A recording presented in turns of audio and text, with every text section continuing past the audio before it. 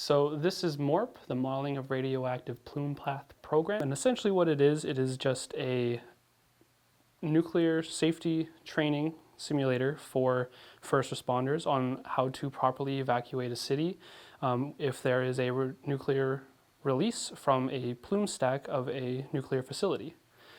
So here we have a ton of the plume's parameters that you can change within the scene by hitting settings.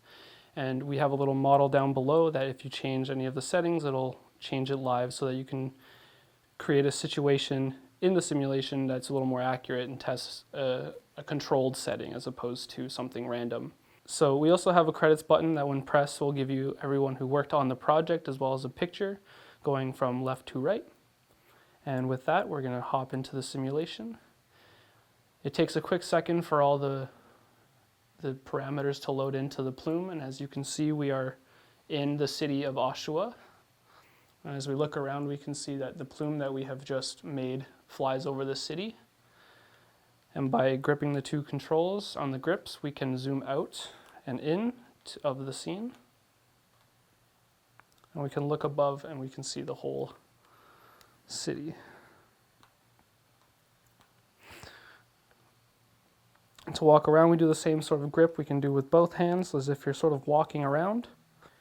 And for the big bus logos, those are your evacuation zones. That's where you're trying to allow people to evacuate to. And if we zoom in real close, we can see red units moving along the city. And those are civilians that will try to get to the evacuation zones closest to them. As the simulation progresses, there will be red dots that pop up,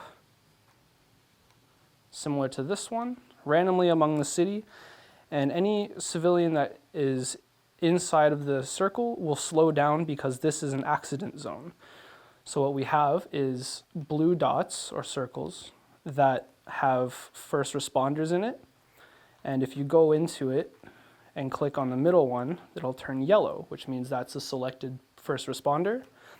And you can send them to that zone, and they'll eventually move there, and then if they are colliding with that zone, then the people going through it will not be slowed down, and will relieve the accident area shortly.